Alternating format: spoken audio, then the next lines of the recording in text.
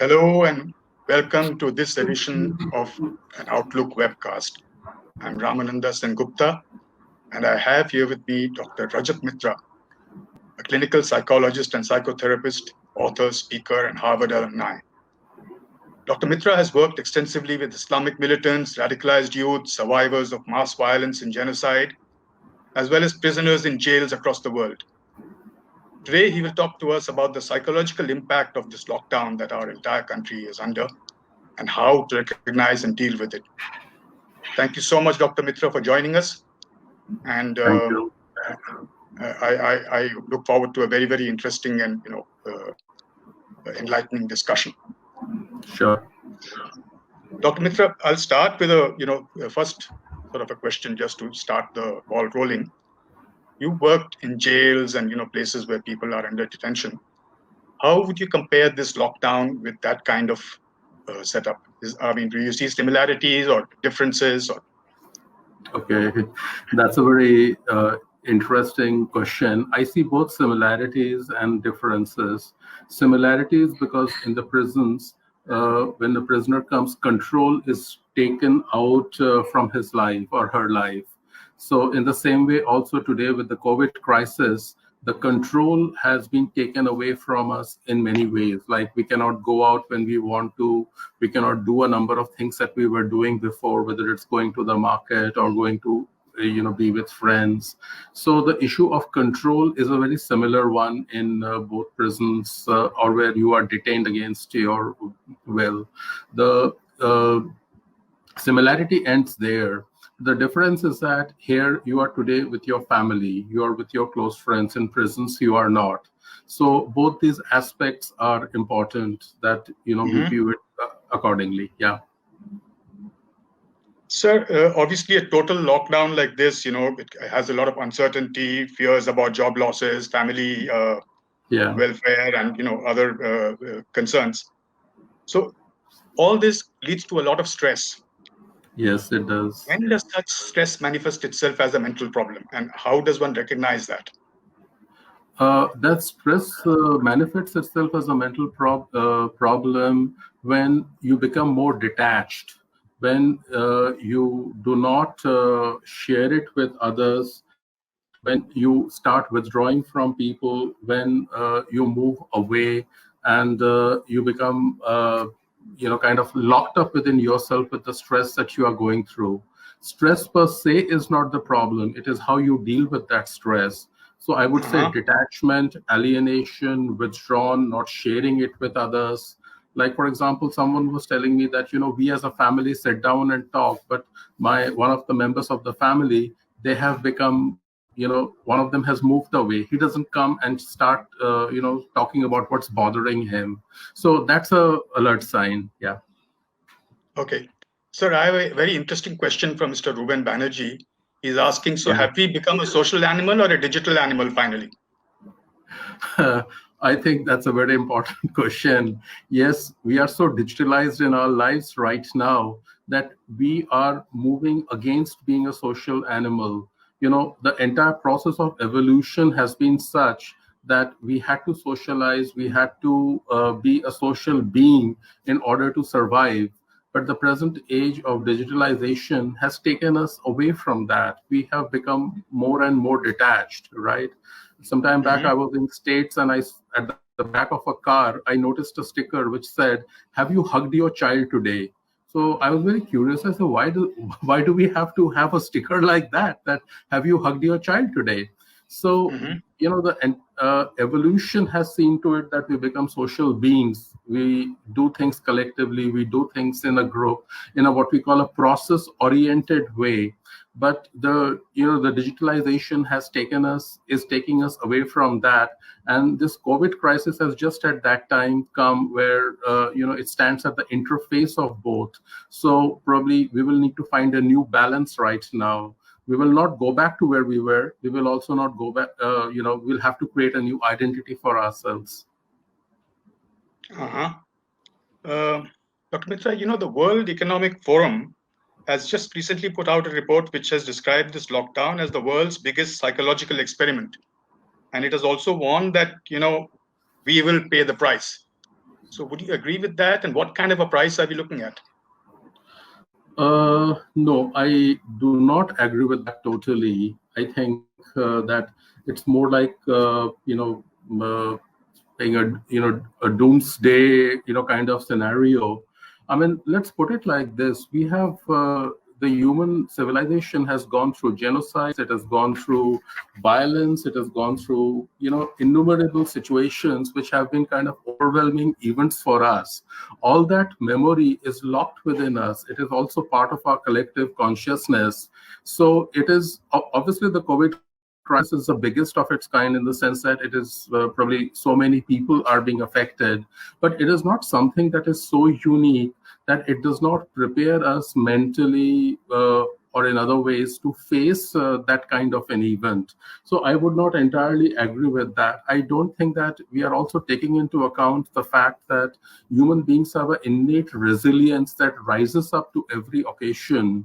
And the way I believe so as a psychologist, that it will rise up in the present circumstances in a way that we are yet to see and observe. Yeah. We have a question here from Mr. Indranil Roy.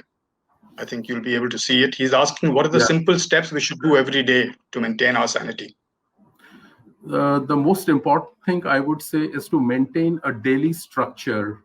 The structures have changed, like the way you were doing your structures earlier, getting up, going to office, maintaining a schedule. Also do the same thing right now. Maintain a structure, a daily structure, that this is what I'll do. And at the end of the day, see that what you have done, right? Second is be creative. This is unusual times. And in unusual times, people find different structures. They use the creative part of the brain to invent new things for themselves. Please, do that. As long as you feel that you are doing it, it's great. Ask questions about the changes that may be taking place or that you are feeling is different for you. The more questions we ask, the more sane we stay. I mean, this is something I have seen in work with very alienated and detached people. The more questions they ask, the more they talk, the more they were able to maintain their sanity. So sanity is not an issue until and unless we stop maintaining structures, we stop doing things that we feel that we have control over themselves. So when you feel you have control over your life, and remember, you may be locked up inside the home, but you still have certain freedoms left with you: the ability to think, the ability to feel, the ability to communicate, the ability to share what is going on inside you. Exercise them to the fullest right now. That is what I would suggest. Yeah. Right, sir. So we have a question from Shrutika. I think she's asking about students. So, Okay. I mean, Okay, first of all, how should students cope up in this time of uncertainty with their colleges, schools and colleges? Sure, that's a very good question. What is important is that, yes, this crisis, anxiety is one of the biggest issues.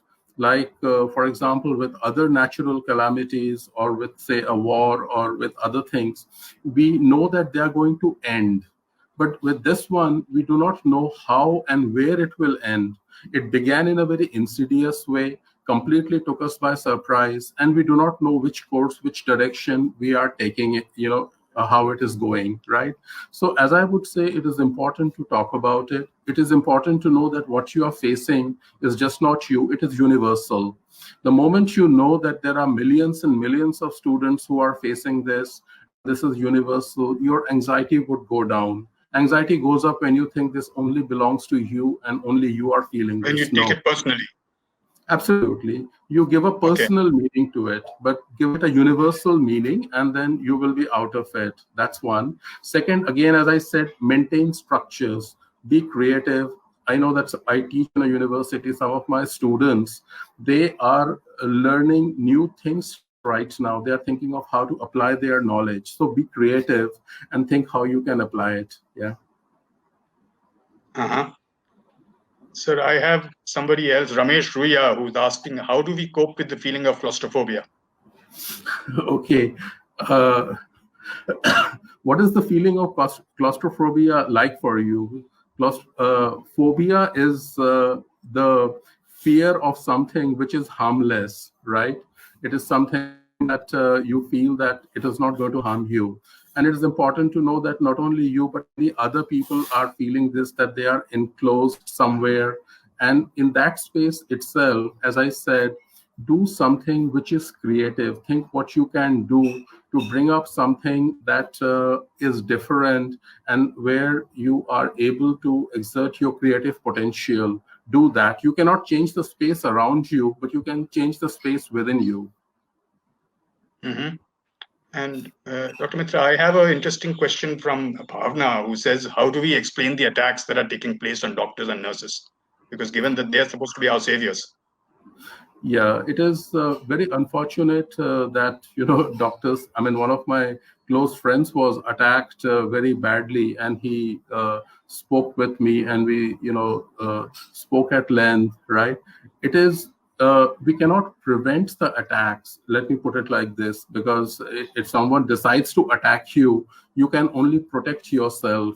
So there are certain things that I would suggest that you can do to protect yourself, and one is that negotiate with the person who's in front of you. Be alert for cues that this person can attack you. This person can spring a surprise on you. He can go ahead and do that. And then be protective. Like, for example, when I used to work in the prisons, many times I have been attacked by prisoners many times, let me say this. And after some time, I learned that how I can protect myself. Like, for example, someone put up a chair once and wanted to hit me because he said that if you don't, say that I'm okay, and he was looking for a remission, and as part of an NGO, I was making an assessment, I'm going to hit you. So I said, okay, will you give me 2 minutes? No, I'll hit you. Will you give me 1 minute? Will you give me 30 seconds? He put the chair down and said, okay, tell me what you have got to say, right? I mean, so I became a negotiator. So this is also a time for many frontline people to know that there will be people coming in who are boiling inside with anger or with ideas, and you have to negotiate with them. You have to talk to them apart from your duty as a doctor. So this is a part of working with people who are volatile, who are angry, and who are at the boiling point. And you will see many more of them coming to you. It's unfortunate, but it's an occupational hazard. We cannot change it. Mm-hmm. Dr. Mitra, I have a somewhat sensitive question here. How do you Yeah. sensitize? I mean, what role can religions play in helping us sort of, cope with this crisis? Because, we are already having an issue with religions here. So Yeah. what kind of roles can religious leaders play to help us sort of, deal with this? I think the kind of roles that religious leaders can play in this present situation is to ask their followers that to follow certain guidelines, to follow certain issues. And it is important that it has to be worked out together with the law enforcement officers. I mean, I can share with you an example. Sometime back, at the request of special list, we were working with people who were checking on the extent of radicalization, and we called the religious heads, and we told them that this is something that we ask you to do, that you ask the young people not to do in this manner. So they all agreed and they did that, and we could find a good equation to do that. I think it is important to have a close bonding where we sit together and discuss it, and this is something which is important to maintain as an ongoing basis. So I think that this is, it's important to start a dialogue process and continue doing that. Yeah. Mm-hmm. This is Dr. Mitra, and coming let me back, put it also sorry. like this is our time of crisis, right? At this time, we cannot, go ahead and we can, the important thing right now is to take care of the crisis and then think of long-term methods by which we can achieve that. Mm-hmm. Yeah. Doctor, going back to our earlier question about health workers and things, you spoke about how we need to sensitize them. How Yeah. easy or difficult is that task given the large, the our country's system? How easy is it to sensitize our health workers to be careful about? I think, It's easy to discuss it, yeah, but you need to have a process to.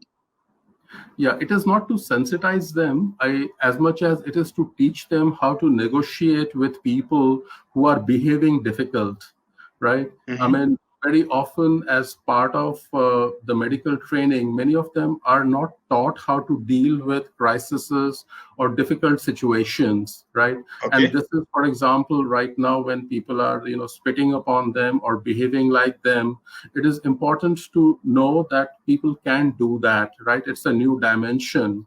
And it is important to help our healthcare providers to learn the art of negotiations with difficult people in crisis situation, in what we call hostage situations. Like, how do you negotiate with someone putting a gun on your head, right?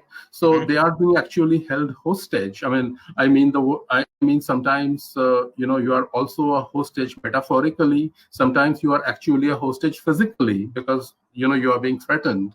So how do you Right. talk to those people under such situations where you have been taken a hostage, or when you are metaphorically feeling a hostage with almost someone like putting a gun at your head?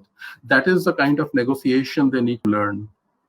So you're saying that should be part and parcel of a sort of a Ab- health first responder.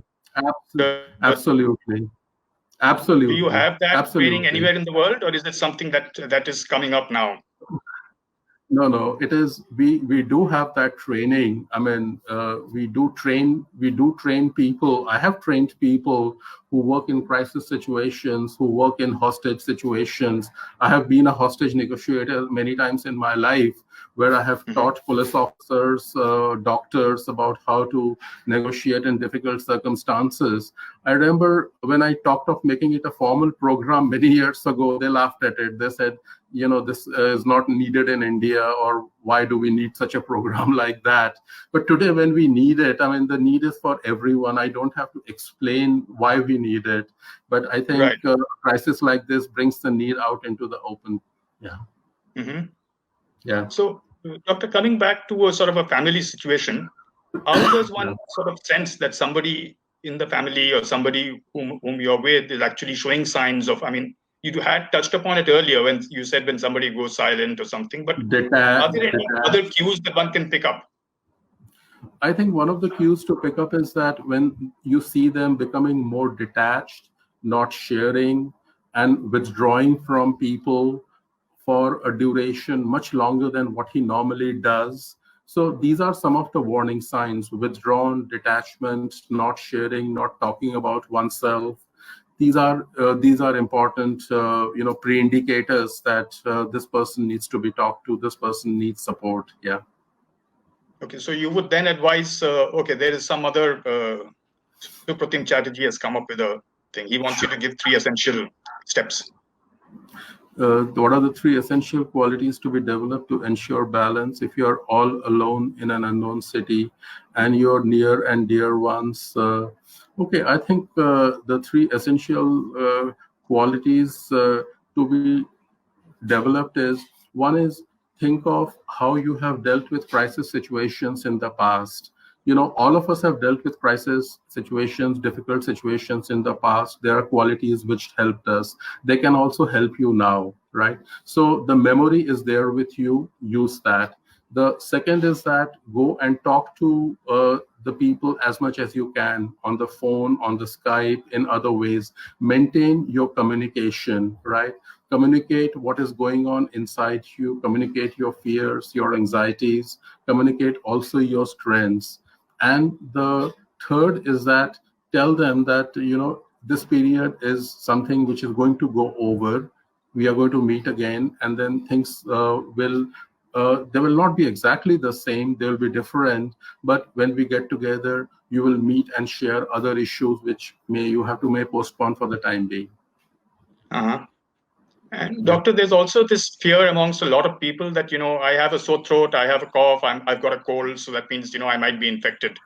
And Yeah. anybody even so much as sneezes near you, instead of saying bless you, you go ahead and sort of, start fretting about it and start cursing that person. Yeah. Yeah. Yeah. Uh, I think these are fears which Sort of were mention. very I'm not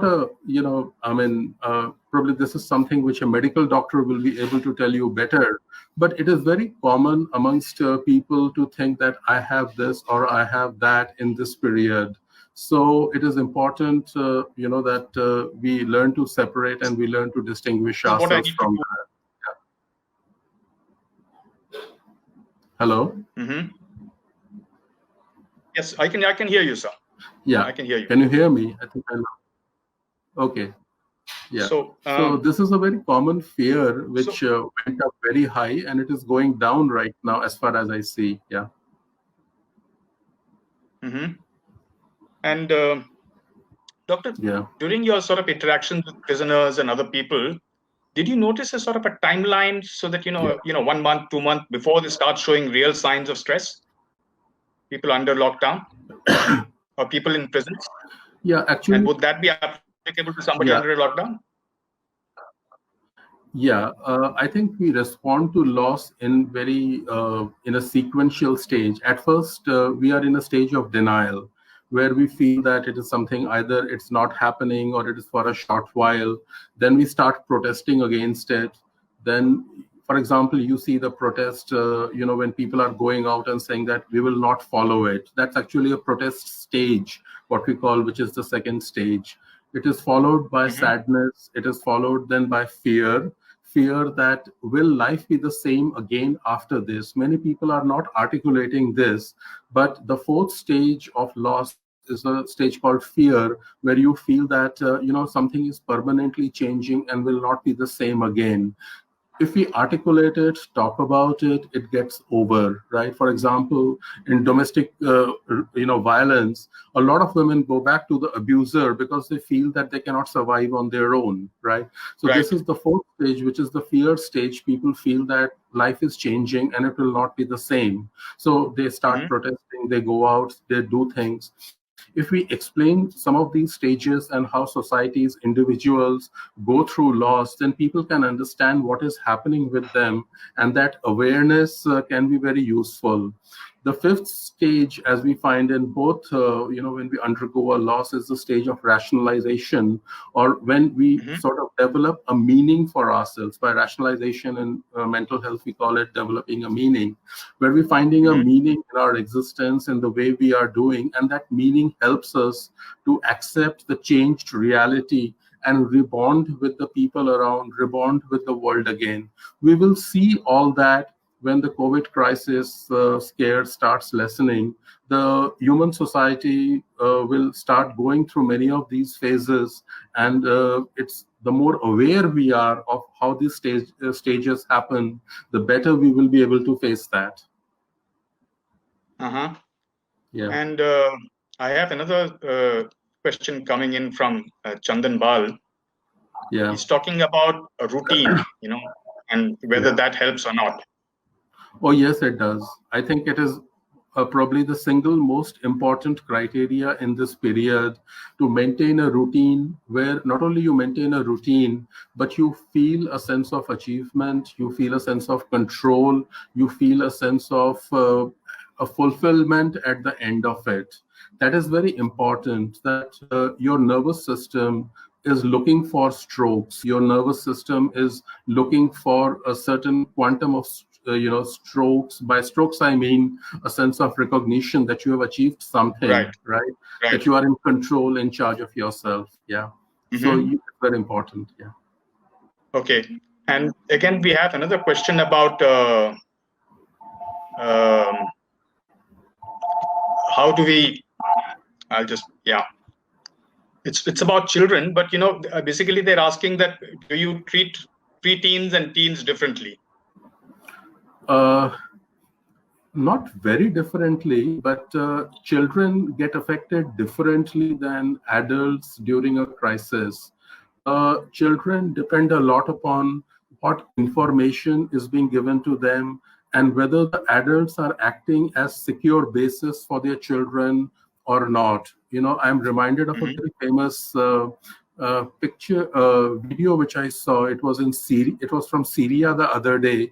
There was this mother who was running, and there were shells falling all around her. She had a baby in her arms.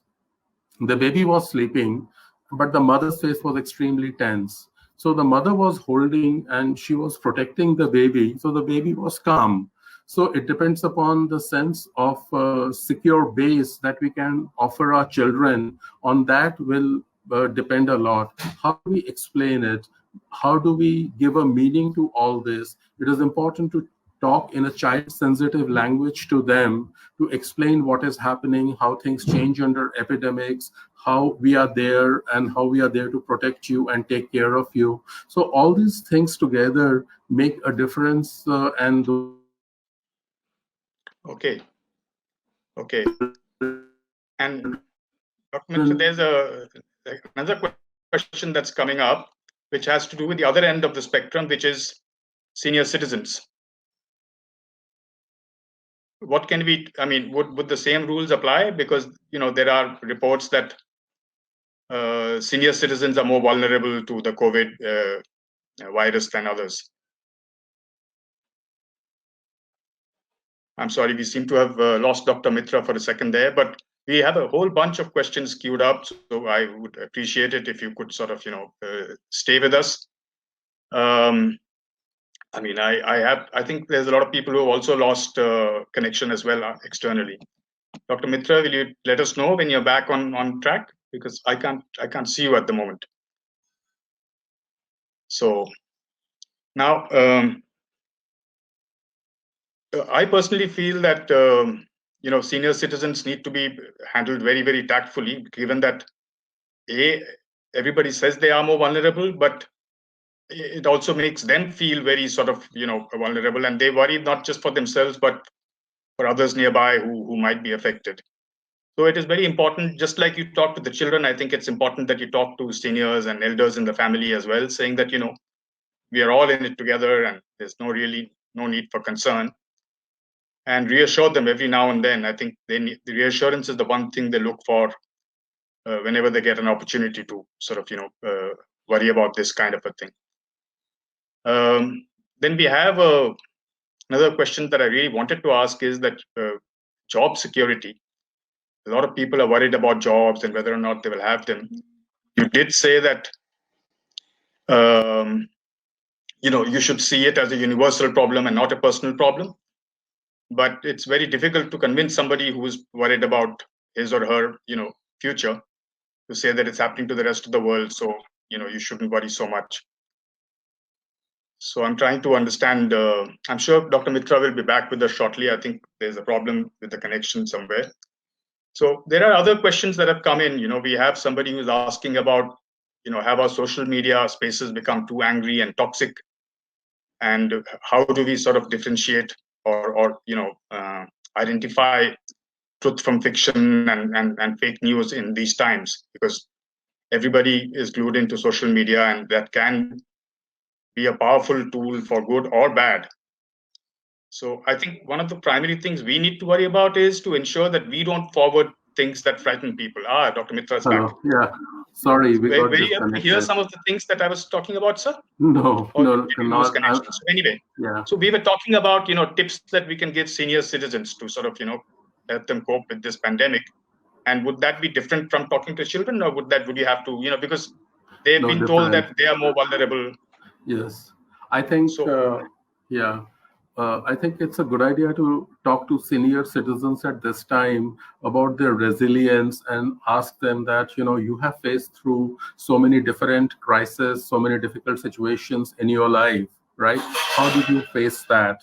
And, if they talk about it, it's also an opportunity for them to, remind themselves of their own resilience and point out that some of the same rules you need to follow in the present one. So it's also an occasion to bond with the senior citizens and also to bring out their strengths and also point out that you need to follow some of the same rules right now that you followed earlier. Like I was talking to someone about partition, and I was talking to someone about the 71 war, where they were locked up inside and they stayed near the border. So they talked about these things were very similar at that time. And so I said, yes, it's very similar. And this time only the enemy is someone who's invisible. Only, that rule. So they felt very calmer after that. Uh-huh. Yeah. So that we spoke about elders, we spoke about children, but what about people? I mean, when we talked about fears and concerns of average person, it usually has to do with job security. It has to do with a lot of other things. And you mentioned that we need to tell ourselves that we are not alone. But Yeah. that may not be quite the thing that if I keep telling myself I'm not alone, I don't find that really all that reassuring. I only know that there's a whole lot of other people who are equally in as much in trouble as I am. So I mean, how would you cope? What advice would you have for such people? Yeah, I think that's not the only way. What I meant is that to know that what you're going through is universal. It is not something that only belongs, because that takes away a lot of anxiety. The second thing to keep in mind is that sometimes crisis also brings out the compassionate part of other people. For example, in concentration camps, it brought out compassion within each other. People were not fighting anymore, right? So I also believe that Mm-hmm. this period, it is bringing up compassion in many people, which I think will be different, and it will not be threatening. People are imagining a lot of threats that may take place, but to me, they are imaginary. They will not happen. That's what I feel. And if you just say that it is universal, I understand what you are saying. That's just one of the ways to know that I'm not alone in this, like what I said about students and other people, right? Right. The third is to remind yourself of your resilience, and also that you and everyone else have a survivor element within yourself. Like in a war, in a crisis, in a overwhelming situation, it is the Mm-hmm. survival part of ourselves that comes Mm-hmm. up, takes over the intellectual part or the digital part, as someone was pointing it out, and we form new pathways in our brain to go ahead and deal with the crisis, right? So you have a survivor within yourself, right? And this is a time Mm-hmm. to discover that. I mean, I have worked for 3 decades with mentally ill people, with drug dependent people, with people in refugee camps across the world. And one of the Mm-hmm. things I learned from them is that they discovered how much of a survivor they are, and that is what helped them to come out of it. So focus upon yourself as a survivor. How have you survived in the past? What do you think are necessary for survival? Read survival stories, and you will notice that this is a quality that you can develop in yourself, and this is a golden opportunity for you to do so. Okay. Dr. Mitra, we seem to be running out of time. I'll ask you a last question. We spoke about Sure. men. We spoke about children. What about women? I mean, do they react differently to this kind of a crisis? Because Yeah, I think it has been seen that women respond far more stronger in a crisis than men. I mean, for example, in COVID, I mean, the present crisis, I do notice that women are acting far stronger than men, and that is because you know. From the evolutionary point of view, from the biological point of view, the woman has a mechanism which is far more resilient and stronger in order to accept stress. Yeah. mm-hmm. Yeah. So Okay. for example, many people who talk to me, I notice, men fragmenting probably much more than women are. Yeah. Uh-huh. And I mean, since we are on the question of women, there's been a lot of reports about violence against women spiking and things like Yeah. that.